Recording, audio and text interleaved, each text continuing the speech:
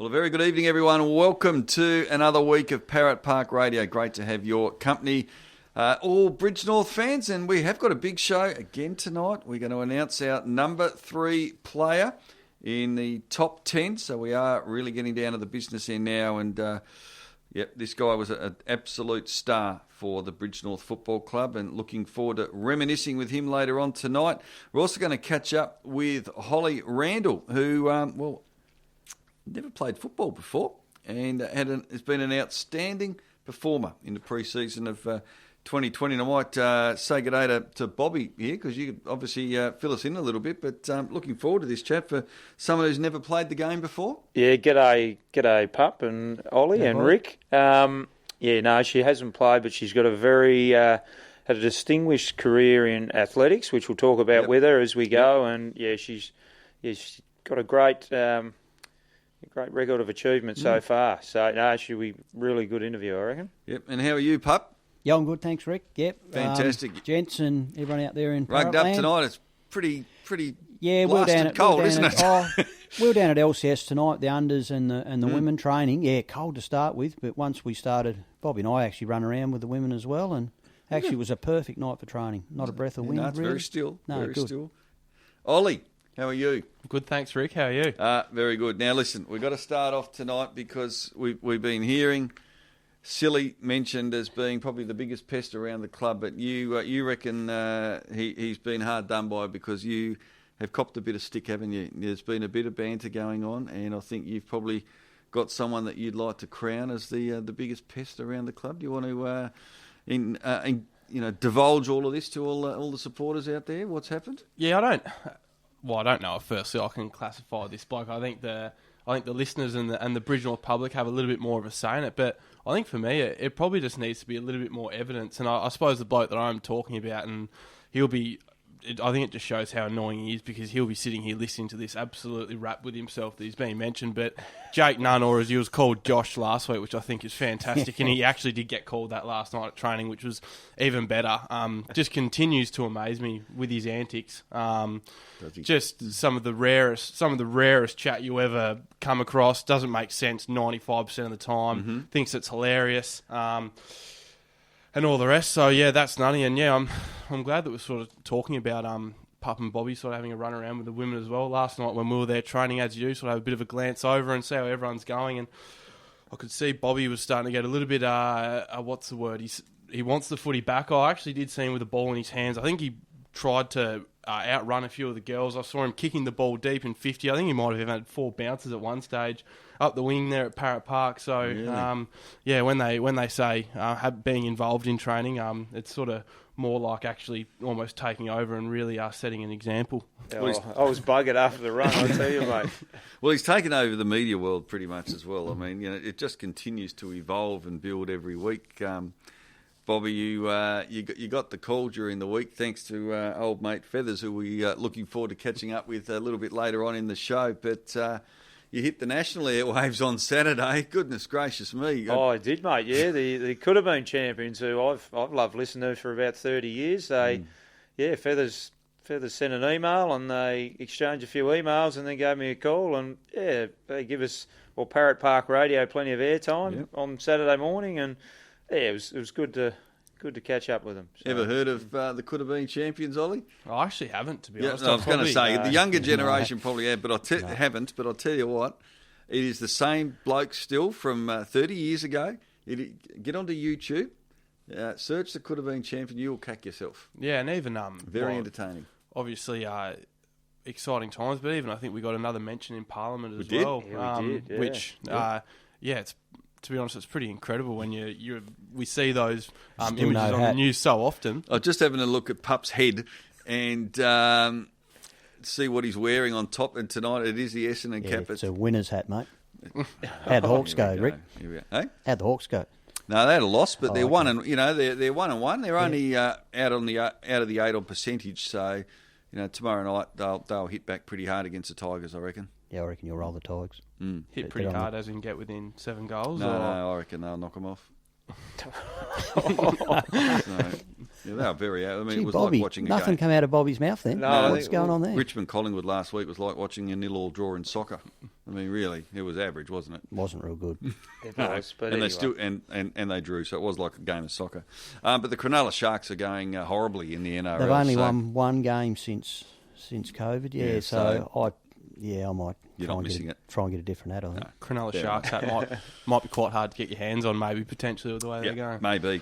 Parrot Park Lotto, of course, coming up. Now, I do want to give, before we go to a break, because we're going to catch up with Jack McCulloch very shortly, but the Lagana Tavern, my wife and I took the kids there last Saturday night, had a magnificent meal down there. It was great to get in.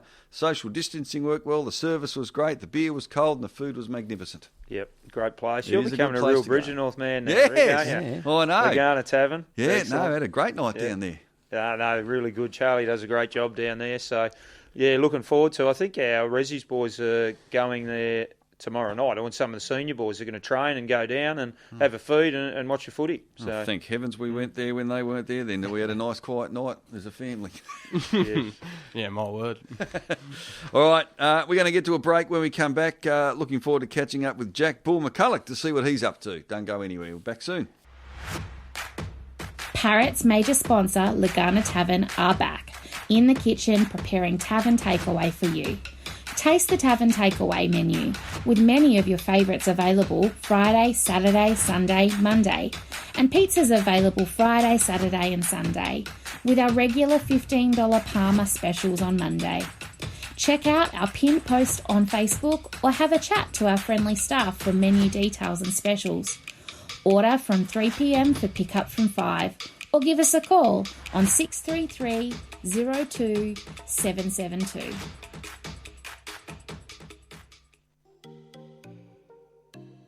The Bridgenorth Football Club would like to thank their bronze sponsors, Karen Allen Celebrant, for weddings, funerals and formal events. Call Karen today.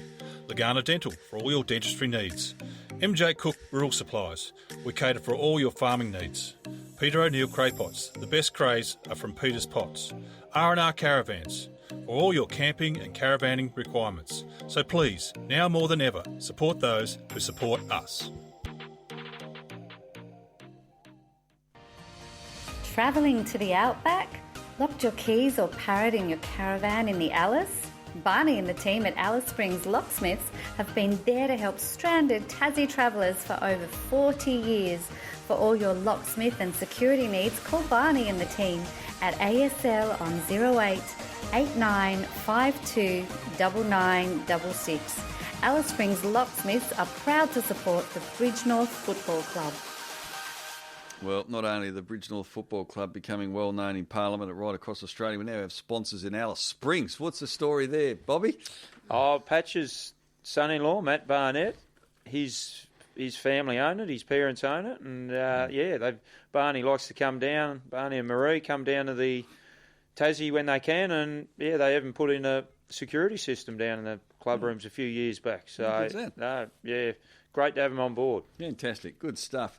All right, well, you are with Pup, Bobby, Ollie and me, Rick Fontaine. Great to have your company on Parrot Park Radio. Now, tonight, we're looking forward to catching up with this man. He was part of the senior grand final team last year and played 2018-19 with the Parrots, but he's now finished his education degrees down in the southern end of the state, teaching and playing with the North Hobart Demons this season. It's good to welcome to Parrot Park Radio, Jack Bull McCulloch. How you going, Jack? Yeah, good, Rick. How are you? Going very, very well, thank you. It's absolutely freezing up here. It's I think as I got here, it was about 3 degrees. How's things down your way tonight? Yep, no, very typical way to start a conversation between someone from Lonnie and someone from Hobart talking about the weather. No good here, no good up there. Same.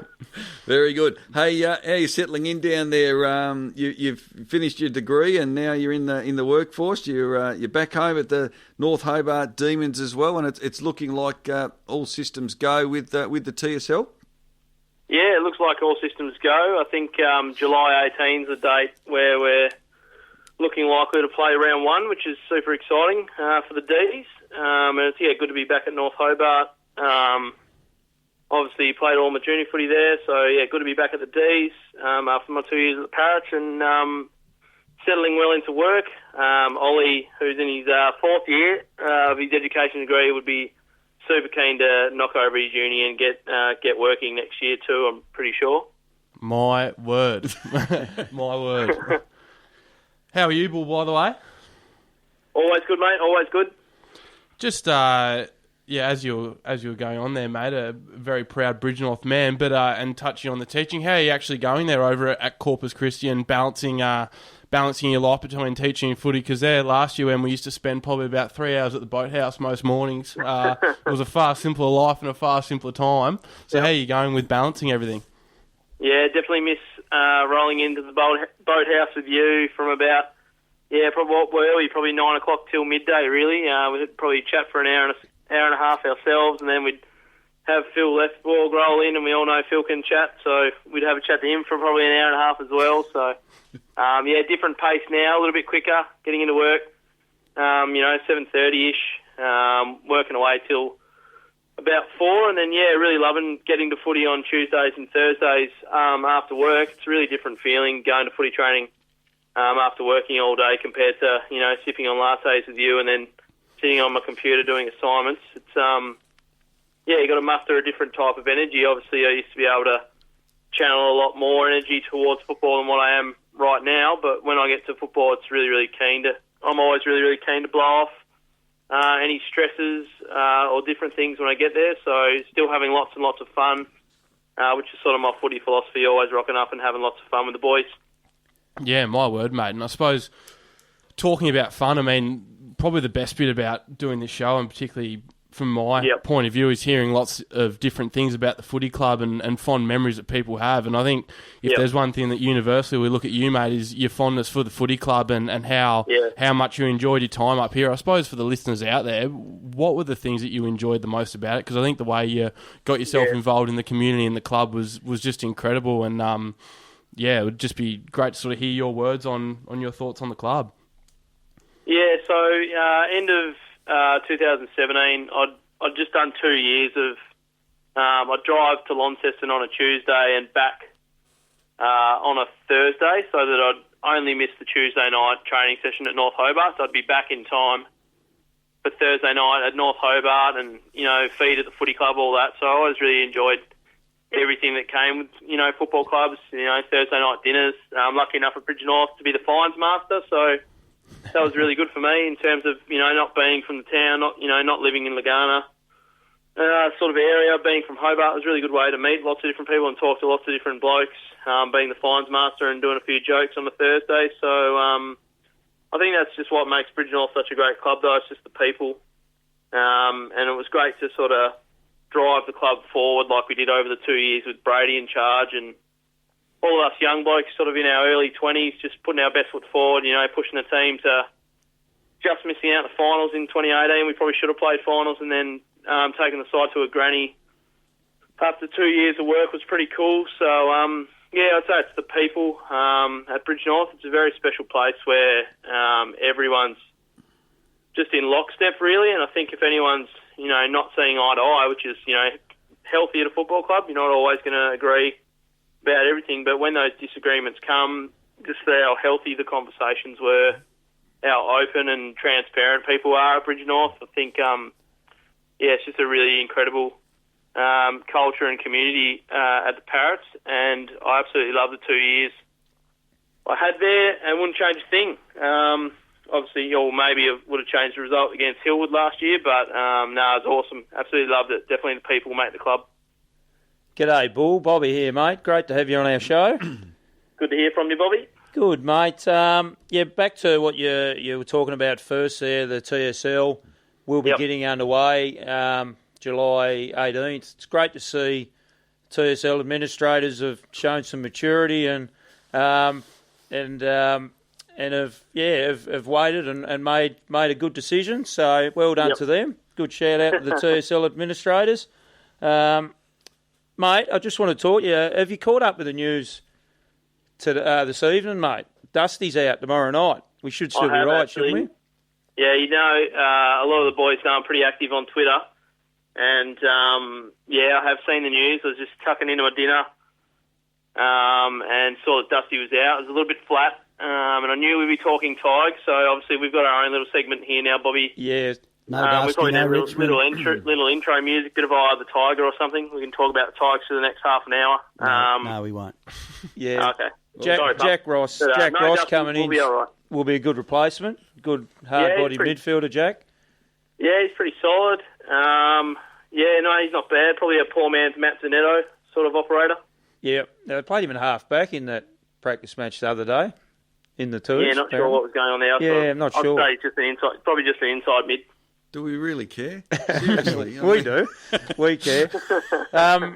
Mate, just firstly, on your playing career, not just your playing career at Bridgenorth, but your off-field stuff. I think your leadership, mate, just outstanding for a bloke of such a young age. I know when I first met you with Brady as footy ops manager and we signed you up, just one thing that stood out to me and just the maturity of you, and it really showed at the club, on field and then off field. You're part of the leadership group, but not only that, your ability to work with the functions committee to help organise functions and run that, and you're a great captain in our, the flight captain in our around the world function I think we had last year. So, but no, well done yourself on that, mate, at someone such a young age. Now, I've got one thing here. I've dug up a bit of dirt only this evening. All right. Now, the movie Moana, you like that movie, I've heard. I love all Disney movies, big Disney movie fan. Yeah, that's good. Now, the song in that, the song You're Welcome, is it true that you actually sing that song on your way home from work every day? There might be a little bit of mayo on that. I've got a pretty strong idea which lady's behind this dirt. I do enjoy a bit of You're Welcome. Dwayne The Rock Johnson, just trying his hand at a bit of singing. He's probably about as good as me, not very. But, very good movie, Moana. You're welcome. It's just a bit of feel-good energy. Woody knows I'm all about. Just good vibes, feeling good, positivity. So, not afraid of putting on a little Disney track on the way home from work, but definitely not every day. Oh, okay. That's and the young lady you're talking about trained very well tonight. Paige did. Yeah, no surprises there. Yeah, she's moving quite well. She's she's very, very good. She's working on her kicking on the run, but drop punts and marking are going beautifully. And with a placement coming up in Hobart later on this year, or in about 4 or 5 weeks, you'll get to see a fair bit more time, or spend more time with her, which would be great. Yeah, it'd be awesome. I know Paige is really, really keen for her placement. She's doing it at the Royal, which will be super busy, pretty big hospital. So, I know she'll do a great job. She's a very impressive young nurse.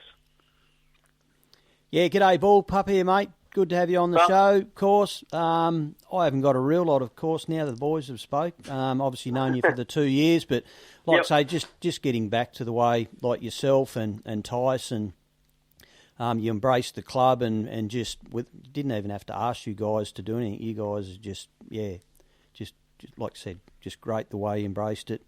And so what are some of the highlights off field? 2 or 3 over the time there at Bridgenorth. Obviously, most functions, I suppose. Yeah, some very cheeky thoughts running through my mind. I know that between myself and us, the 4 horsemen, we like to call ourselves, between myself, Tyson Gray, Rowan Bones and Jared Morrow. We don't hear the full name Rowan Bones, the full name Jared Morrow very often, better known as Big Boner and Chico. Between us 4, we've had some good times. I still remember pretty fondly, I think, leaving Bridgenorth before my first ever function at the footy club, and we just whacked the phone on. I think the first song that came on was Better by the Screaming Jets, and everyone at that football club was just taking that song by storm because I'd had a few beers. We'd won a game. I was pretty happy. I was just belting it out, and the boys belting it out in the car. The boys thought it was hilarious. So, we sort of always cranked Better whenever we got a win at Parrot Park. So, shout out to the Screaming Jets. Probably should be the national anthem. Absolute banger. No, good, mate. And obviously, your season's underway. Like I say, our season's like we're still trying to work on getting something together, of course. But obviously, when you come up this way, you'll be playing Lonnie and North. Yeah, when the roster comes out within the next week or two, there'll be a lot of, if it works that way, a lot of Parrot fans there cheering you on. I suppose if I'd be pretty unfortunate if the NTFA don't get their act together and get some games sorted for blokes. But it'd be pretty cool if the NTFA doesn't get up in that world. If I am at Windsor or UTAS, it'd be pretty cool to see everyone there in their Parrots gear getting around me. Wouldn't be complaining. I'd definitely try and maybe a couple of don't argues, kick a couple of snags. But I'd be pretty disappointed if, maybe Jimmy Griff, that'd probably get me up if I saw Jimmy Griff in the stands. But if he wasn't there, I'd probably be pretty flat. Yep. Well, if Lonnie are playing, he'll be there trying to talk it up to all to Mitch Thorpe and all those blokes, won't he? Yeah, all those blokes that remember who James is. Yep. Now, what ages are you teaching in your day job, Bull? Yes, I'm in grade 6 at Corpus Christi. It's awesome. So a bunch of 11 and 12-year-olds. Very sporty bunch, actually. So if I limp in on a Wednesday after a solid night on the track, they know. Then I've been toiling away around North Hobart on a Tuesday night, and they're always keen to have a quick game of something if they're getting their work done. So, no, it's very cool to be teaching grade 6s who have some similar interests to me. So, it's been very, very fun. Fantastic. Well, look, well done on obviously getting your education degree for a start. So, yeah. And with the job. And look, it's great to know that you still got Bridge North is very close to your heart, and it was a pretty good couple of years there for you as well. And so congratulations on that. We wish you well with the Demons this year, and looking forward to seeing you play as the boys set up in Lonnie during the course of the season. Thanks for coming on tonight. Thanks for having me on, boys, and all look after yourselves. And I know Pup had the Essendon gear out tonight. He just want to be careful doing that. They've just fallen over the line the first 2 weeks, so you want to be careful getting too excited about the Bombers, Pup. 2 and zip, mate. Ready to roll the D's this week. Go Bombers. All right, thanks, boys. Good Cheers, on Bull. you. Cheers, Bull. He's a good young fella, isn't he? Yeah, great lad. Really good. Yeah. And really good contributor to the club in those 2 years on and off the field. Definitely. I know for me, I know we're sort of joking there about the amount of time we used to spend at Boathouse, but for me that sort of hadn't played a heap of senior footy, I know he really sort of took me under his arm and everyone. Like, I remember when he first came to the club and I was sort of in the Facebook groups, and straight away, like, he was posting things in there about sort of even stuff to do with fines and all this kind of stuff, and all of a sudden there was a real culture that started to be developed, and he was a massive contributor over the couple of years he was at the club. Fantastic. All right. Time for a break. When we come back, we're going to catch up with Holly Randall. We've got a fair bit to talk about other than just football as well, haven't we, boys? You're a very, very talented sports person. Yes, definitely. That is coming up shortly.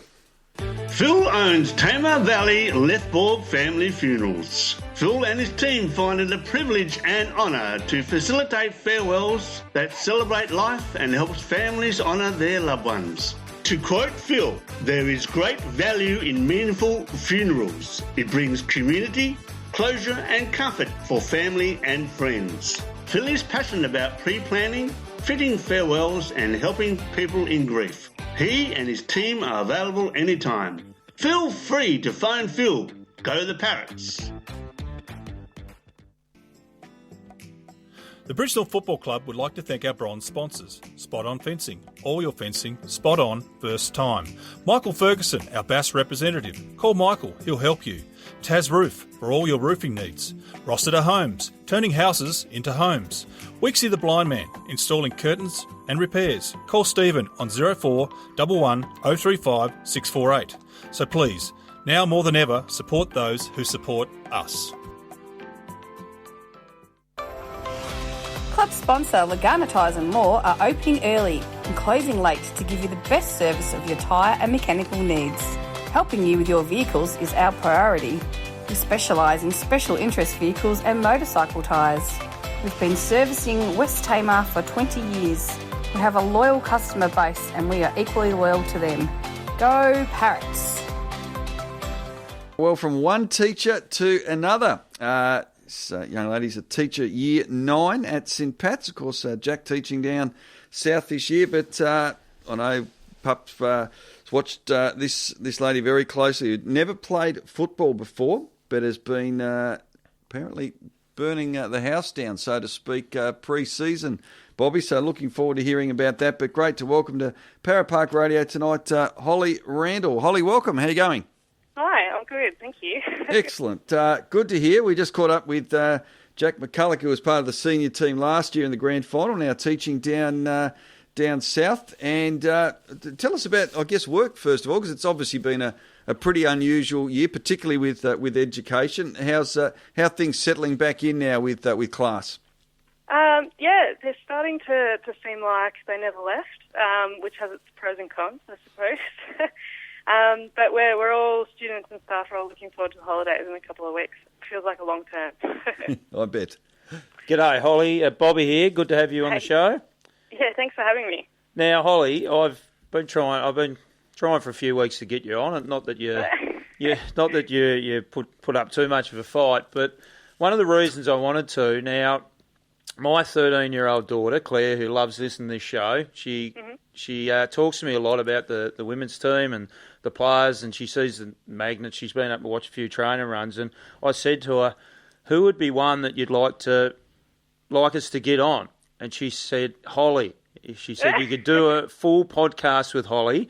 Now, our listeners mightn't really know where we're going with that, but I'll tell them. Now, Holly, you got a very interesting story, or in a lot of ways. But firstly, you grew up in Geelong, Victoria. I did. Yeah. You did. Now, you grew up. You knew the Couch family very well. Yeah. Went through primary school with those kids. Yes, and you used to come home from school with Paddy Dangerfield, or walk home from school together. Is that right? Oh, no, quite. He was at school the year above me. Yes. But yeah, we knew each other quite well at school. Yep. Was that Geelong Grammar you're at? No, Oberon High School. Okay, yep, okay. So you knew Paddy very well, and obviously a big football area, Geelong, and obviously the names you've reeled off there are just huge names. But you had never been to a game of football until we went to till we went to the AFLW game this year at Aurora at Utah Stadium. Yeah, basically. Yep. So my family weren't ever really into football at all. So I played a little bit of Auskick when I was like 5, maybe a couple of games, but had no idea what I was doing and was the only girl and never really picked up a footy since then until this year. Yeah, well, I'm very pleased you did pick up a footy. But you also...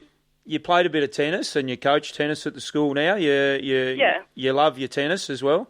Yeah, I really love tennis. It's probably the closest thing to a team sport that I'd played before football. But yeah, I'm hoping to get back into tennis as well, maybe in the summer season. Yeah, excellent. Now, the other sport I want to talk about, and I reckon this is just a great story, you were... Athletics, you're just a tremendous athlete. The way you move on the training track and the one practice match you played, you just run brilliantly. Now, you represented Victoria at athletics, and you actually represented the country at junior level. And you've even actually won a Commonwealth gold medal at the Commonwealth Games in 2006. Can you tell us about that? Almost, not quite how it sounds. But yes, I have an Australian Commonwealth medal, which is a little bit different to what they give out. It was Commonwealth athlete in the underage, but it was still at So we competed in a relay. We were chosen to compete in a relay, and our team won gold. I was in one team, but Australia had put in 2 teams, and my team won gold, and the other team won silver. Yeah, okay. And who else was... Don't tell me it was a 2-team race. Was there... England were in that too, were they? Honestly, I can't even recall. This was back in, 2006. The Commonwealth Games were? It was a long time ago, yeah. Yeah, remarkable effort anyway, Holly. Well done. Thank you. Now, I'll hand over to Pup shortly, who's going to have some footy questions, but how have you found...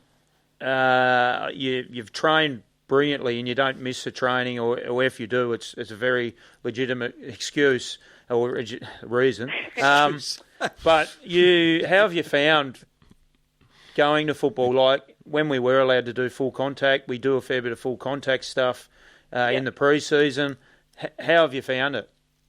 It's totally different to anything I've ever done before, but I think that's why in the end I said yes to coming along and having a go, because I just love that as an adult learning something new is just so important and so vital for our mental stimulation and health, and coming along and doing football, which is totally out of my comfort zone, has been really great. And I'm still working on all my skills and definitely have to read up a bit more on the rules, but I'm enjoying it. And the contact kind of stuff isn't something that I'm excited for, but it's a part of the game, and I'm sure that I'll get more confident with it as games go on. Yeah, and that's right. And I think one reason I'm working with other like-minded clubs and the NTFA to get a season underway is for people like you that have never played the game to be able to get, if we can play 6 or 8 games, to get 6 or 8 games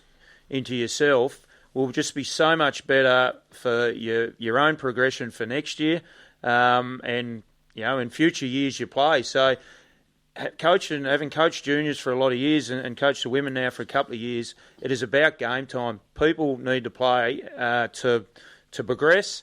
We can do so much training, but being out there and playing a game, you just cannot substitute it. So, great work. I'll hand over to Pup now, Holly. Thanks, Bobby.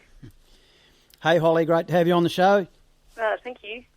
Bobby's obviously touched on most of it, but what I've liked, especially the pre-season and then coming back from COVID, you've hardly missed a training run and just you can just tell that you're really enjoying it. Hopefully, like Bobby said, we get something up and going and we get at least half a dozen games in, because, you're going to be a big part of our side, hopefully, for a long time. And as Bobby said, getting back to your athletics, and you said reading up on the rules, that practice match going back to OLs, when you grabbed that ball and you tucked it under your arm, and I think you'd run about 40 metres before you stopped, we're all yelling out, you got to bounce it. But you were well on track to do an 11-second 100 metres, I reckon, the way you were going. I think that was the touch football coming out in me. Yeah. It's funny you should mention that, Pup, because I interviewed Mia King a couple of weeks ago, who's now playing obviously with North Melbourne in the AFLW. She said the first thing she did when she played her first game of football was run nearly the length of the field, and the umpire chased her because she wouldn't bounce the ball. So there you go. This you're not alone. You're not alone there, Holly. That is not unusual. Oh, good. Hi, Holly. Ollie here. How you going? Yeah, good, thanks.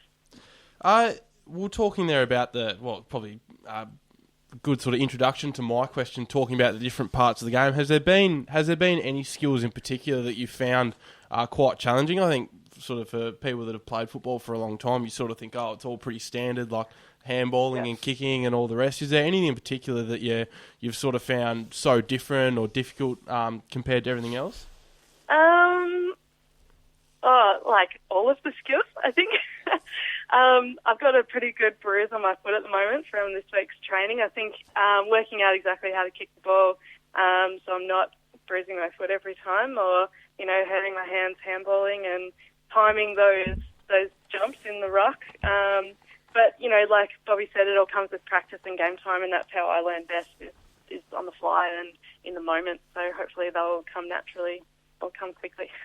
Awesome. And has there been anything from your other sports that you've been able to sort of, I suppose, correlate into your footy, whether or not it's your mental approach or even just your general sort of attitude to the game? Has there been anything you've been able to adapt or relate to within your footy? I suppose I've done a fair few competitive relays and stuff, and taking off at the right time is crucial, and the timing of my run and the person coming up behind me is something that crosses over. And I did lots of heptathlons as well, so multi-events, and they always included high jump, triple jump and long jump or pole vault, and that helps me too in the ruck and timing those and getting nice and high and, twisting in the air. So there's definitely been some smaller skills that I can cross over. Well, you are a true all-rounder, that's for sure. Some amazing exploits over the years, and obviously well connected down in Geelong as well, which is fantastic. Very interested in this tennis because back in my younger days I did used to play a lot of tennis, and Pup actually talked to me last week about coming along and having a bit of a bash. So we might need to get you along as well, Pup. We might need to get Holly to come along and play a bit of mixed doubles. Probably for 1 week, I reckon, because I reckon she'll give us a touch-up. You'd be very competitive on the tennis court, I reckon, Puff. I could just imagine you. Maybe, just a little bit. Just a little bit. Hey, Holly, thanks for having a chat to us tonight on Parrot Park Radio. Great to hear from you, and terrific to see that you've taken it like a duck to water with the game of football. And I guess when you've got a sporting background like you, I think it's a massive advantage in any sport you take up that you've obviously got some natural ability there. So let's hope we do get to see you out on the footy ground this year, and the Parrot fans get to see you in action. I'm sure they will. Thank you so much for having me. Thanks, Holly. Thanks for coming on. See you, Holly. Okay, bye. That's it will be exciting, won't it? By the sounds of it, she's just a lot of natural talent, and that was one thing we were really looking forward to. Not just Holly, other girls that have never played, giving them the opportunity to play, because the girls that hadn't played last year and we were able to play games, just how much they've grown. And she's just so exciting the way she just graces the field, just bounces over it, and just hopefully you can see that. She was a little bit cautious of actually playing because she'd never played any contact sport. So that's sort of taken a little bit to get her used to. But after the first half of that first game, once she got the idea that once she can get the ball out and use her greatest strength is run. And she's tall too. Like she'll play ruck in our side, and we've done a lot of the match sim stuff we've done. She's been able to palm it down, and some of the girls, Letitia Johnson's at our club. Letitia's one of the most decorated women's players in the state. Yep. And captain the NTFA side last year, Scottsdale captain, played Launceston premiership player.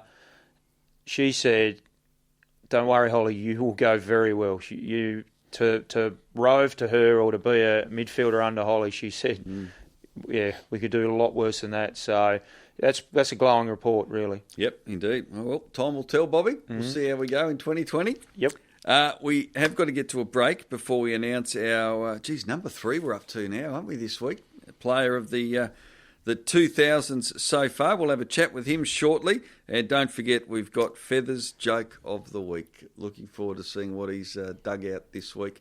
That'll be plenty of fun. Parrot Park Lotto as well. So still plenty to come on the show tonight. So stick with us. We'll be back very soon.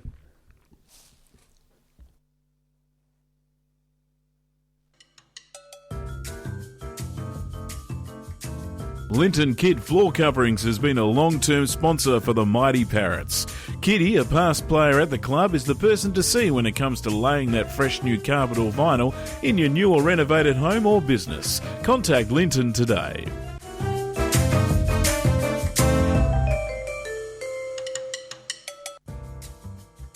Phil and Susan Bennett, owners of Pro Edge Landscaping, are new and proud sponsors of the mighty Bridgenorth Parrots this season.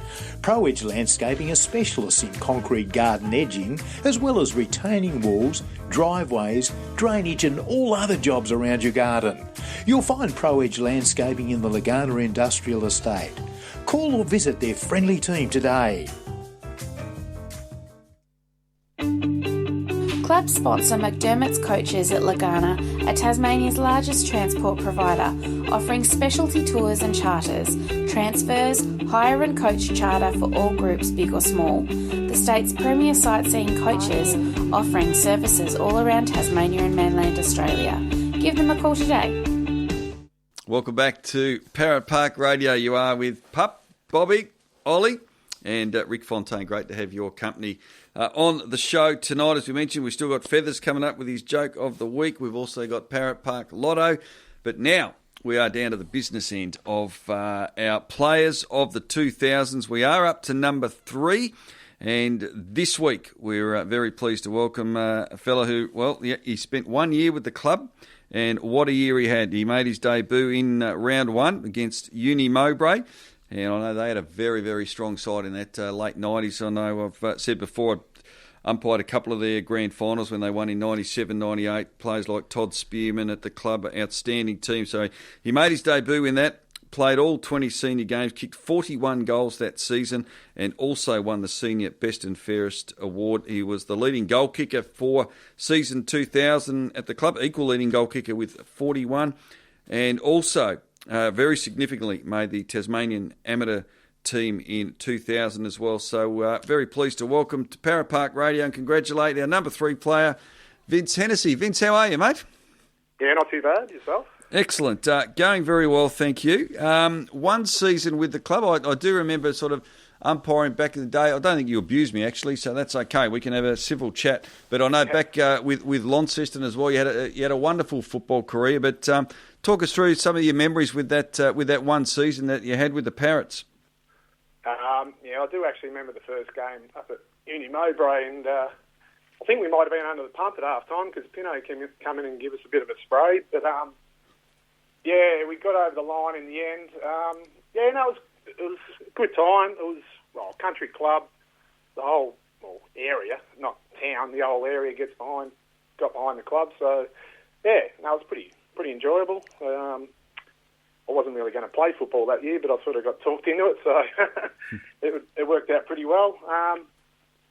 We had a fairly even side, and I think by memory, we probably should have gone on and I believe we could have won it, the grand final, but we got pipped in the prelim. I think it was against Scottsdale, I think. You might be able to tell me. Yeah, it was, Vinno. Yeah, Bobby Beams here, mate. Congratulations getting number 3.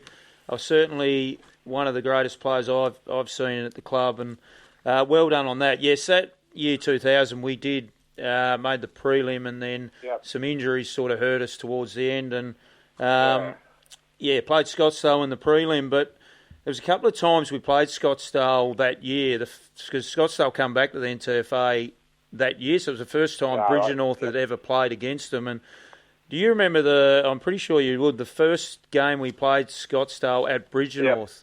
It was a cracker of a day, is in the crowd. It was probably one of the biggest crowds we've ever seen there. And you along with Paul Beachy, just put on a masterclass of aerial display. You kicked 5 goals, best on ground. We got out to a good lead, and then I think they might have got in front, and you might have kicked the winning goal or the sealer at least late in the game. They had a pretty good side. That was a good memory. That I do remember the game, but geez, I didn't realise what had happened in it. I do remember one part of it was I think I took a bit of a pack mark on the wing. I could hear Paul Bryce yell out, "Vinner!" And it was like, okay, I recognise that voice, but I know it was a close game. Look, I can't really remember the details of goals kicked or all that sort of stuff. It's probably a bit of a you certainly snagged 5, mate, and we're best on. And then later in that year, we went out to played Scottsdale at Scottsdale on a atrocious day. It was wet as it had rained for the whole week, and it was nearly underwater. And I think you kicked 3 in the wet out there too, in a best on performance. I know half time it was freezing cold. I think the hot water ran out. It was it was up there for one of the coldest days I've been out in the footy field, and I think I might have been, I don't know whether I was playing on Sean Moore or Scottsdale Payne. I think I was, but after half time, I remember going out there and I'm thinking, am I ever going to die out there, or I'm just going to run? So I just ran up and back sort of thing. I don't think I got much of the ball, but the opponent, I think rigor mortis had set in. He hardly moved. Yeah. But it was freezing. It was a shocking day. And I think we won that game too. We did. Yeah, we beat them twice in the home and away series. That was And that year, you and Paul Beachy went away with the Tasmanian amateur side. You went to Wagga, I think, in New South Wales. How was that weekend away? Didn't really go much on it. Apart from a broken nose, didn't really get much ground time.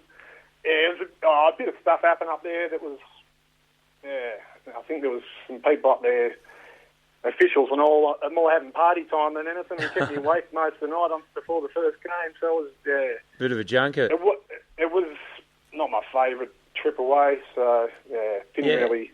And the way sat on the bench a fair bit and come back with a broken nose, so that was great.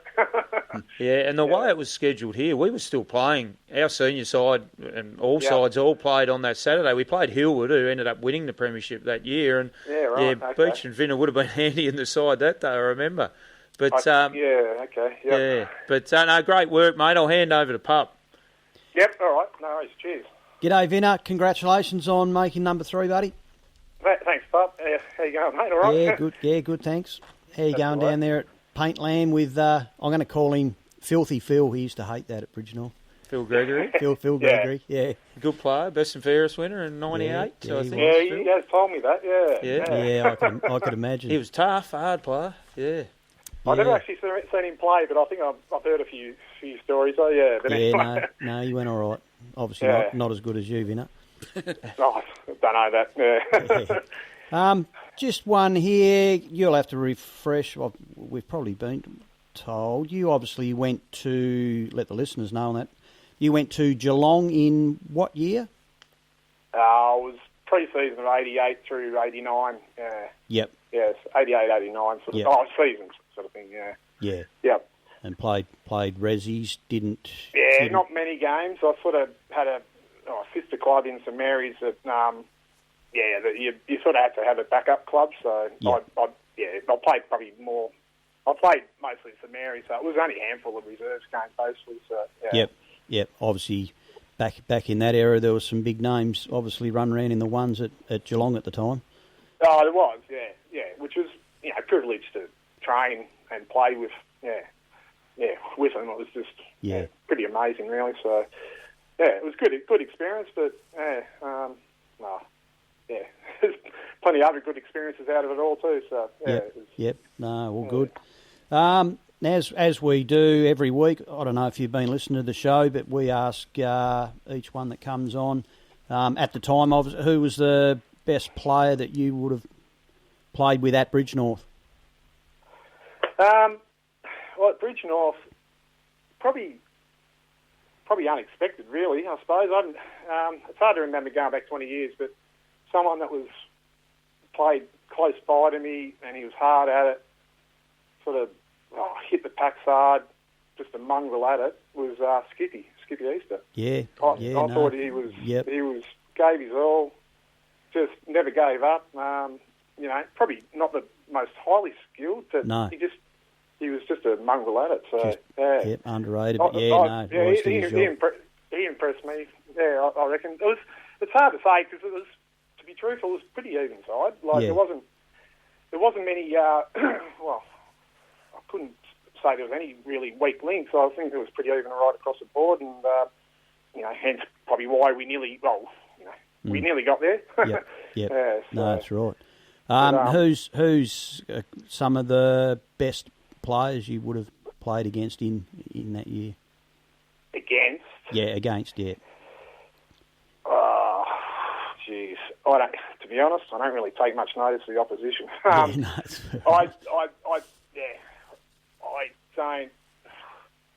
I know. That final, the prelims, that was Scottsdale. I think that. I wouldn't say call him a great player. I think he's a bit of a sheepdog, but I think was it Berry or someone that kicked a few goals? Beza. Yeah. No, I wouldn't say he was one of the best. He just sort of stood out because he performed when it was probably crucial. He was more so a freakish player, I think, more than... But I don't really know. No, I couldn't really pick out one player. Like I said, I don't really take probably that much notice of the opposition. No, that's all good. Here's probably an easier question then. We ask this one every week. Who would have been the most annoying person at the club during your time? The most annoying? Geez. Probably Plugger gives you shit. No, that's a good call, that. Yeah, I actually... He'd probably be able to confirm it. I think the first ever game I played in Tassie was a practice game. I think it was against South. And I'm pretty sure I lined up on him. And he was mouthing off then. I thought, who are you? So I might be wrong, but I'm pretty sure it was Plugger, yeah. Yeah, so, sounds like Plugger. Yeah. Just one last one. Obviously got to know you a bit more later in the season. I'm pretty sure we had a Sunday do on. I'm pretty sure it was a Sunday do. Yeah. And having a few beers with yourself and Daryl Carey. Yeah. And one thing I did notice you were doing, you were drinking your Bogues draft cans, and the little ring pull you'd take off the top and put in your pocket. Okay. Yeah. And what's that for? And then you say, well, when I wake up the next day, I get them all out and see how many I had. Yeah, probably a bad exercise, really. Probably is. But... Luckily I had deep pockets. Just keep track of things. Yeah, no, that's it. Like I say. You know, when the missus says how many you had, you said, probably 5 or 6. Yeah, so... Yeah. No, all good, Venner. Good to hear from you, and congratulations again, mate. Yeah, no problems. Thanks, Pup. Yeah. No worries. Yeah. G'day, Vince. How you going? Ollie here. Good, mate. How are you? Yeah, very well, thank you. The boys have sort of all pretty well covered it all. I suppose overall, is there anything throughout your career in, I suppose, all the footy that you played that you look back on as a real highlight? Is there something you can look at in particular there? I suppose there's been a couple of wins we've had against the Flow. I've played at a lot of different clubs, but one of probably my first year, so I was only 16, playing seniors, we had a win against a side that had just smashed us for 10 years straight. And that was, I think I might have got a couple. That was pretty full on. That was a good win. But there was one look, there's been various over the years, but I remember we played Burnie, the first home and away game when I played for Lonnie. So in 1996, we played Burnie at home, and they beat us by, I remember, 99 points, and Peter German was coaching him. He come off the ground, he was laughing, he was having a crack at us, basically. I thought, okay, rightio. I remember that, put that in the memory bank. And we actually went down there to Burnie, we were the only side, I'm pretty sure we were the only side we beat them at West Park, and we beat them by 2 points, and with 3 or 4 minutes to go, we were 20 points up. It didn't do us.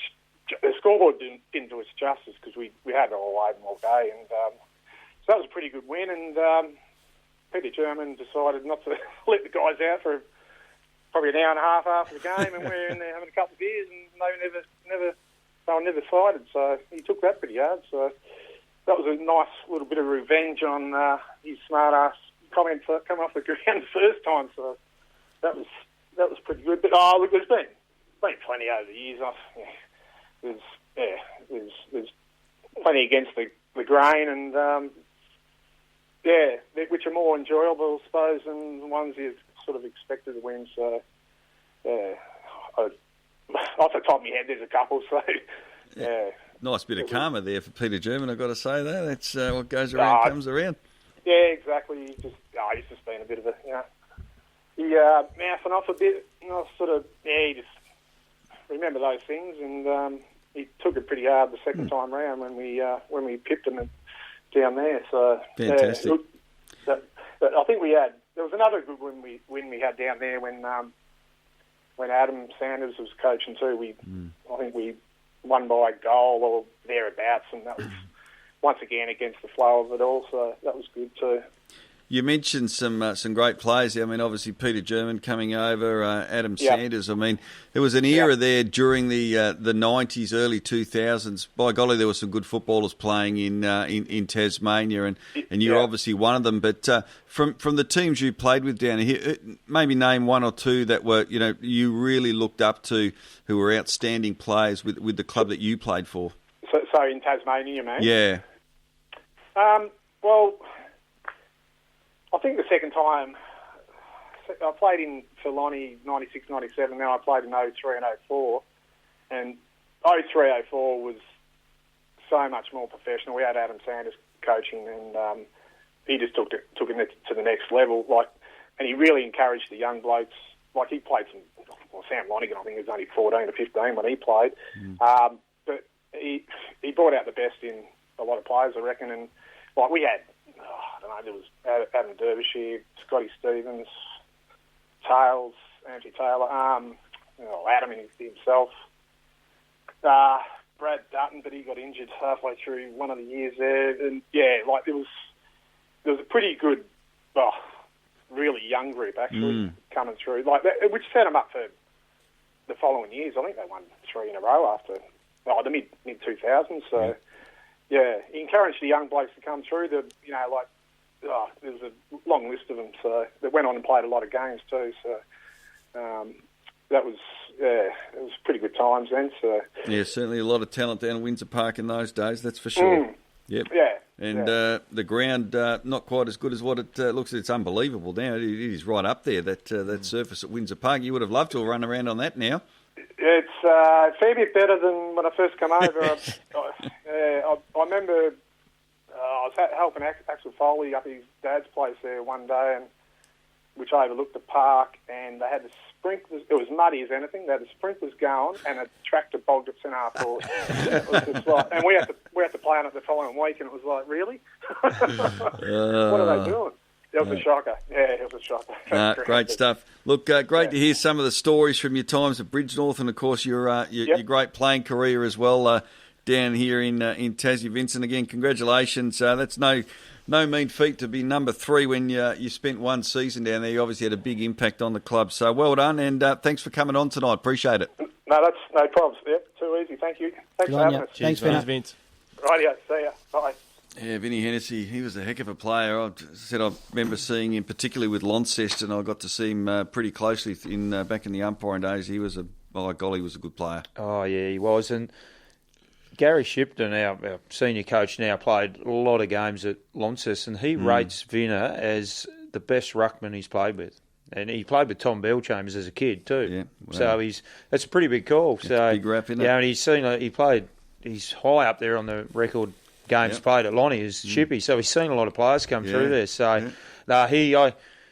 I was playing a bit of seniors there in 2000 in the same side as Vinner, and just to see him, the way he used to go about it was just unbelievable. And even if the ball, he didn't mark it in the air, he was very good at ground level as well for a big man, for a ruckman come forward. So I'll tell you what, there's going to be plenty of chatter over the next few days now that we've only got 2 more spots to fill. The rumours will be out. The rumours have been out there for the last, getting down to the nitty-gritty. Just getting back to Vinner as well as just a 1-year player. 3 years before that, 97, we had a player played 1 year, won the BNF, John Stedman. Yep. Fantastic footballer as well. Yeah, he was. Even I think Baden Peck he played 400 odd games with us. When did a profile, and the best player he'd seen, he actually put down John Stedman. Right. And he would have seen hundreds and hundreds of footballers. There you go. Yeah. Gosh.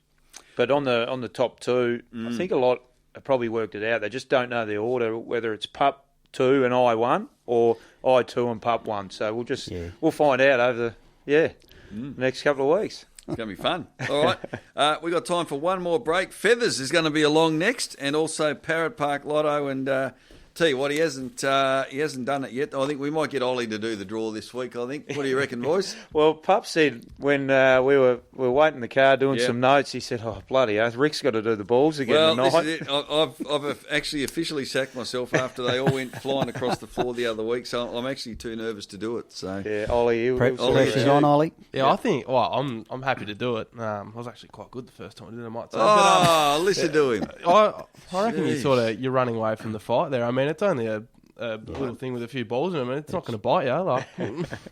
It's not about me. And new kid on the block coming in here all cocky tonight, haven't you? So, no, we'll let you do it tonight. See how you go. I'll laugh my head off if you spill something. It'll be hilarious, and I won't even give you a lesson. Well, you wouldn't listen to me anyway. All right, time for a break. We got Feathers next. Statewide Business Systems is a locally owned business. supplying point-of-sale equipment to the hospitality and retail industry within Tasmania.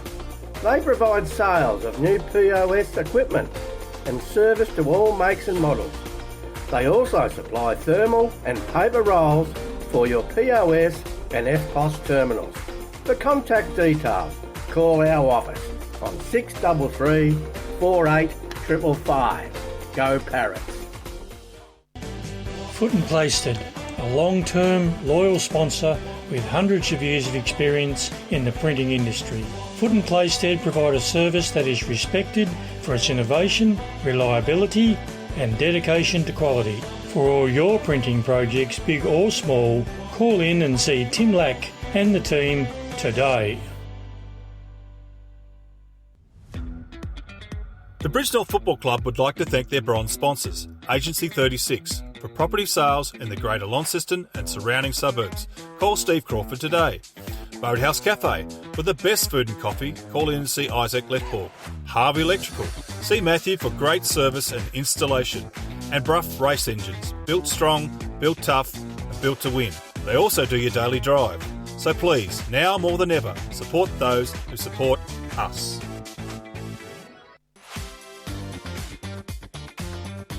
Eureka Garages and Sheds is another new sponsor this season.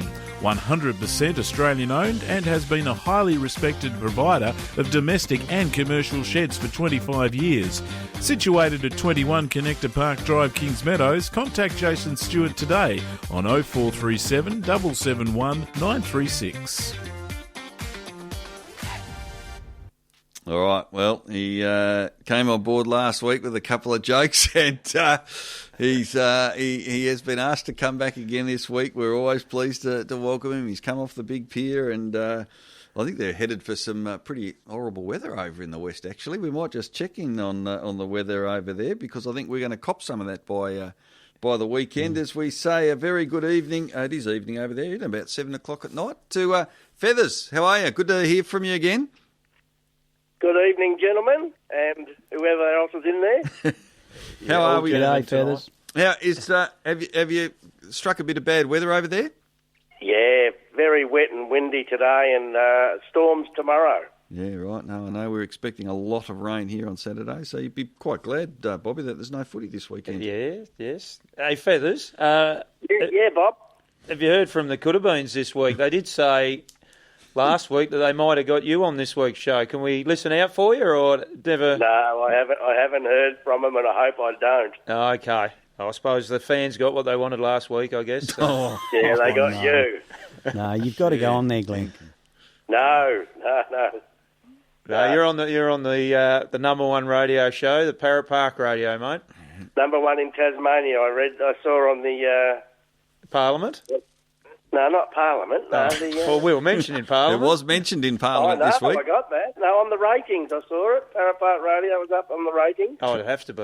Yeah, fantastic. Yep. No, all thanks to City Park Radio, of course, and Chris, who does a great job getting us out every week. We appreciate that. Now, what have you got? What have you got for?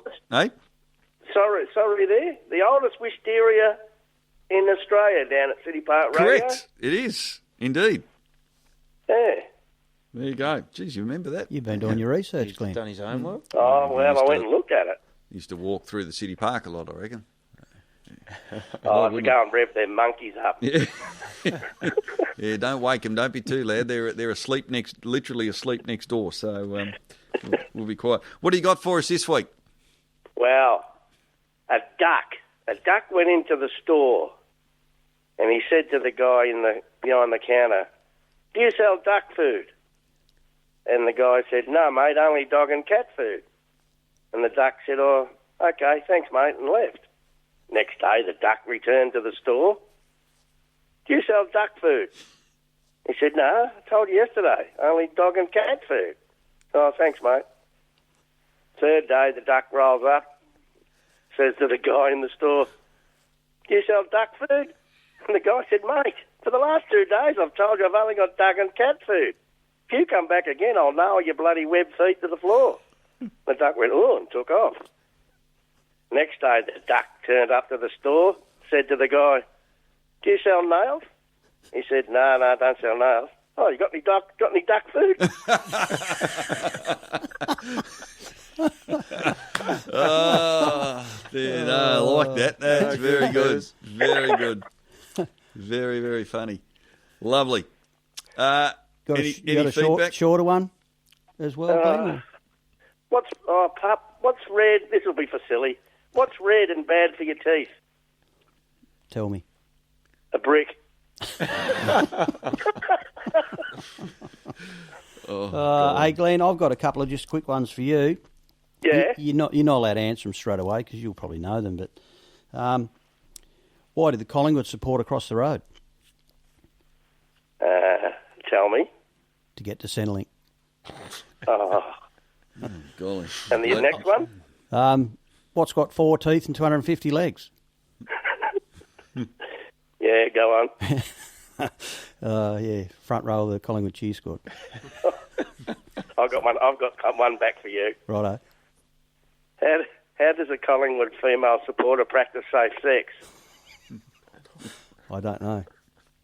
In a bus shelter. Yeah, I like that. Thank goodness we don't have Pup with the joke of the week. Fair dinkum. That was terrible. Yeah, I think I got that last one of mine wrong too. No, you did well. No, you that did was all good. Good job, fellas. Right. Yep. Who the Pies got this week, mate? We have the Saints at 2:30 Saturday afternoon. Ooh. My time. Moorabbin or Vic Park? The G. Yeah. Very good. No games at Moorabbin. No, I know that, mate. They can't get a crowd, so it wouldn't matter. No, that's right. Oh, well, the Eagles have got 2,000 people this Saturday. Yeah, they'll need them playing the way they played the other night. Oh, wasn't it good? Yeah. It's good to see. Sorry, Hank. Good to see. Feathers, good as always to have you on the show, mate. We look forward to next week. Yeah, great. Have a good week. Cheers, mate. Go on, yeah. See you, Feathers. Go, Parrots. See ya. Go Parrots. Well, what? No, I'm not even going to say anything, Bobby, because he's just led you right in there by saying go Parrots. Or you're going to come up with something. We exchanged messages all afternoon. Righto. Time for Parrot Park Lotto. Ollie, been practicing? Here he goes. Here we go. Bobby's getting the list out. What's your number there? For $200. Straight up, we have number 79. Oh, she's already won. But what'd she win before? Michaela Cake Clark. She won the first night. She did too. I think it was first week. Cake, yes. Was that $200 then as well? I think she won 100. She won 100 the first one. She got 200. She recruited Holly to the club. Yep. As Cake works at St Pat's as well in the office there, and she'll certainly be listening to Holly's interview. So well done, Cake. Good work. Yeah. Congratulations. Right, Ollie. Now for $100.